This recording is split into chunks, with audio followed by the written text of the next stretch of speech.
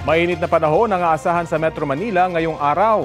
Ayon sa Pag-asa, epekto yan ng easterlies o hangin na galing sa Pacific Ocean. Apektado rin ito ang ilang panig ng Luzon at Visayas. Posible pa rin magbuhos ng ulan ang easterlies. Shear line o salubungan ng amihan at easterlies ang magpapaulan ngayon sa Cordillera at ilang bahagi ng Cagayan Valley Region at Central Luzon. Higit na uulanin ng Palawan at Mindanao dahil sa Intertropical Convergence Zone o ITCZ.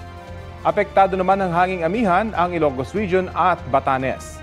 Nakapagtala ng 16.8 degrees Celsius na minimum temperature sa Baguio City ngayong araw, 18.8 degrees Celsius sa Malaybalay Bukidnon, 19 degrees Celsius sa Kasiguran Aurora, 20.7 degrees Celsius naman ang minimum temperature sa Basco, Batanes, habang 24.5 degrees Celsius dito po sa Quezon City.